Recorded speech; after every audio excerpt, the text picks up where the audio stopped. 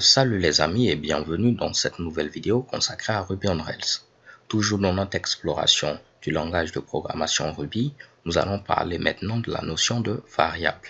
Donc les variables vont vous permettre de pouvoir stocker une valeur de manière temporaire au niveau de votre ordinateur. Ok? Plus précisément au niveau de ce qu'on appelle la mémoire RAM. Donc RAM signifie Random Access Memory. Pourquoi je vous parle de la mémoire RAM? Parce que la mémoire RAM, c'est ce qu'on appelle une mémoire volatile. Lorsqu'on parle de mémoire volatile, c'est-à-dire que dès que vous allez éteindre votre ordinateur, donc lorsque votre ordinateur n'est plus alimenté en électricité, tout ce que vous avez au niveau de cette mémoire-là est perdu. Ok? Donc je suppose que vous avez mis par exemple des valeurs, supposons 5, 30, 35, ainsi de suite. Dès que vous éteignez votre ordinateur, tout ce qui est au niveau de cette mémoire-là est perdu. Raison pour laquelle on parle de mémoire volatile. Ok? Alors que la mémoire du disque dur, c'est une mémoire non volatile.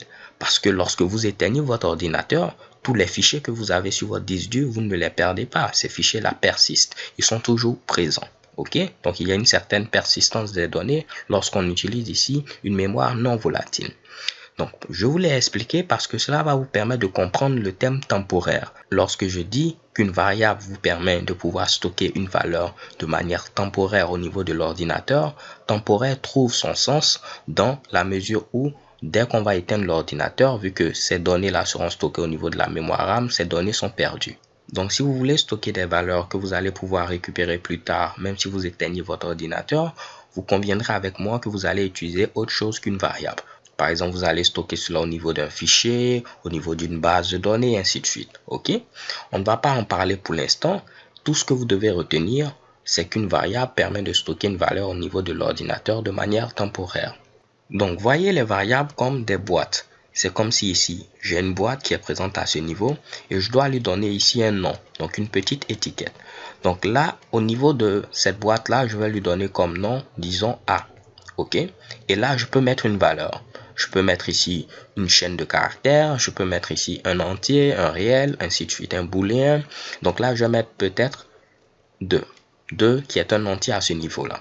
Donc c'est comme si j'ai une variable A au niveau de laquelle j'ai mis comme valeur 2. Voyons voir comment je peux dire cela au niveau du langage de programmation Ruby. Donc je vais créer un fichier, je vais faire new file et je vais l'appeler ici variable.rb. Donc, pour déclarer une variable, c'est très simple. On met ici le nom de la variable, on met égal et on met ensuite la valeur qu'on souhaite mettre. Donc là, ce que j'avais représenté sous forme graphique, où j'ai ma variable A au niveau de laquelle j'ai mis comme valeur 2, c'est la même chose qui est exprimée maintenant en code Ruby. Donc là, je prends la valeur 2 et je la mets au niveau de ma variable A. Ensuite, je peux faire puts A, c'est-à-dire que affiche-moi le contenu de cette variable A. Et vu que j'ai mis 2 au niveau de la boîte, au niveau de la variable, il va m'afficher ici 2. Comment je fais pour exécuter ce code? Je me trouve déjà au niveau de mon dossier apprendre Ruby. Donc je peux faire ici Ruby et je mets directement le nom de mon fichier qui est variable.rb, comme vous pouvez le voir ici. Donc j'ai écrit VAR et j'ai appuyé tabulation. Automatiquement, il va me compléter ce Mitsubishi là. Donc si je valide, j'ai bel et bien 2 qui est affiché à ce niveau-là. Donc, on aurait pu faire quelque chose de plus complexe, c'est-à-dire définir une autre variable qui aura comme valeur, disons, 5. Et je vais dire cette fois-ci, affiche-moi ici A plus B. Et ensuite, tu vas m'afficher ici A multiplié par B. Donc, dans un premier temps, il va m'afficher A plus B, qui est ici 2 plus 5, puisqu'il y a 2 au niveau de A et 5 au niveau de B. Cela va faire ici 7. Et ensuite, affiche-moi A fois B, cela va faire 5 multiplié par 2, et on a comme résultat 10. Donc, je réexécute ce code. Cette fois-ci, vous voyez qu'on a 2 lignes, on a 7 et on a ensuite 10. Donc, jusque-là, rien de bien compliqué. On peut modifier le contenu d'une variable. Par exemple, ici, je vais ensuite modifier le contenu de la variable A et y mettre 7. Et je modifie également le contenu de la variable B. Je vais mettre ici 3. Donc, si je copie ces mêmes lignes-là et je les colle à ce niveau, ici, premièrement, A vaut 2 et B vaut 5. Donc, on aura ici 7 et ici 10. Mais vu que A a été modifié, on aura maintenant ici 7 pour A, donc 7 plus 3, puisque B vaut maintenant 3, on aura 10, et 7 multiplié par 3, on aura 21. Je viens à ce niveau, je tente d'exécuter à nouveau, et vous voyez, on a 7, 10, 10 et 21. Ok? Parce que Ici, c'est 7, 10 et ici, 10, 21.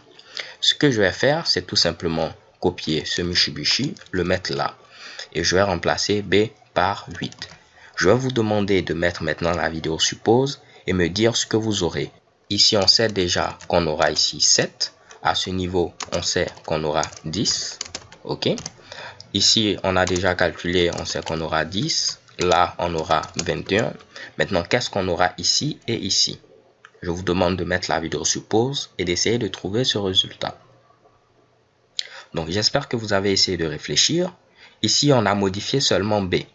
Donc, vu qu'on a modifié seulement B, A va demeurer ici 7, puisqu'on n'a plus modifié sa valeur. Donc, on aura ici 7 plus B, donc B vaut 8. Donc, 7 plus 8, on aura ici 15. Et ensuite, on aura 7 multiplié par 8, ce qui nous donne comme valeur 56. Donc, je viens à ce niveau. Je n'oublie pas d'enregistrer ce fichier parce que pour l'instant, je n'ai pas enregistré. J'enregistre. Je viens à ce niveau, je réexécute. Et vous voyez, on a 7, 10 pour les deux premiers, 10, 21 pour les deux secondes lignes et 15, 56 comme on l'avait dit. OK? Donc là, vous pouvez voir que j'ai mis ici dièse, ce Mitsubishi, dièse, ce Mitsubishi et à aucun moment ils n'ont été affichés parce que c'est ce qu'on appelle des commentaires. Les commentaires vont vous permettre ici de pouvoir documenter votre code source afin que si vous y revenez plus tard, vous pourrez vous retrouver. OK? Cela va permettre également à d'autres développeurs de pouvoir se retrouver au niveau de votre code source. Parce que ce que vous écrivez peut être clair dans votre esprit, mais pas dans l'esprit ici d'un autre développeur. Donc, si vous travaillez en équipe, il est intéressant de documenter votre code source afin que vos collègues puissent également s'y retrouver. Donc, il est bon de prendre l'habitude de documenter son code source. Ce que j'ai eu à mettre à ce niveau-là, c'est ce qu'on appelle un commentaire sur une seule ligne. OK? Donc là, vous voyez que je mets un dièse et tout ce qui vient après le dièse représente notre commentaire. Donc si j'avais mis tout ce charabia-là, voici ici notre commentaire à ce niveau-là. Et si j'exécute ce code, vous allez voir à aucun moment ce que j'ai eu à mettre comme commentaire ne s'affiche. Puisqu'il n'est pas évalué, il est juste là pour nous permettre de documenter notre code source. Il y a aussi ce qu'on appelle des commentaires sur plusieurs lignes. Ok, je vais juste enlever tout ce code là. Si vous voulez mettre ici beaucoup de commentaires, vous pouvez utiliser les commentaires multilignes. Là, il faut mettre l'égalité. On met begin. On met ici notre commentaire sur plusieurs lignes. Et si on a terminé, on met égal et on met end. Ok, donc égal begin pour dire que notre commentaire multiligne va commencer. On met notre commentaire et lorsqu'on termine, on met égal end. Donc cela vous permet de mettre des commentaires sur plusieurs lignes. Si je viens par exemple à ce niveau, je déclare une variable x au niveau de laquelle je mets ici 8 et je viens tout juste à la ligne disons 11 et je mets affiche-moi x. Donc ce code là lui sera évalué et ce code là également. Mais ce Mitsubishi là c'est un commentaire, il est juste là pour nous permettre de documenter notre code source. Donc là x vaut 8, si on demande d'afficher x, on va bel et bien ici afficher 8. Je viens à ce niveau, j'exécute, 8 est affiché. Mais à aucun moment, ce Mitsubishi là n'a été interprété. OK? Donc, utiliser les commentaires, c'est bien, mais il ne faudrait pas en abuser. Par exemple, ici, je n'ai aucun intérêt de mettre ici, je déclare une variable x et je l'initialise à 8. Donc là, c'est quelque chose que vous n'allez jamais oublier. Donc, on n'a aucun intérêt de mettre ici ce genre de commentaires là. Ce qu'on fait très souvent, on commande des blocs de code pour avoir une idée sur comment fonctionne l'ensemble de ce bloc de code là. On ne peut pas mettre par exemple un autre commentaire ici. Je laisse un espace à la ligne suivante. Un truc de ce genre là. Donc là, désolé pour les accents. C'est parce que sur ma machine, j'ai de véritables problèmes avec les accents. Parfait. Donc les gars, je crois qu'on va s'arrêter là pour cette deuxième vidéo sur Ruby. Ce qu'on a vu, c'est tout simplement la notion de variable. Une variable nous permet de pouvoir stocker une valeur de manière temporaire au niveau de l'ordinateur. On peut stocker ici que ce soit un entier, un réel, ainsi de suite. C'est vrai que pour l'instant, tous les exemples que j'ai eu à mettre, c'était des exemples où on stockait des entiers. Donc là, pourquoi pas, je vais déclarer une variable str pour dire ici string et je vais y mettre une chaîne de caractères qui sera notre fameux hello world.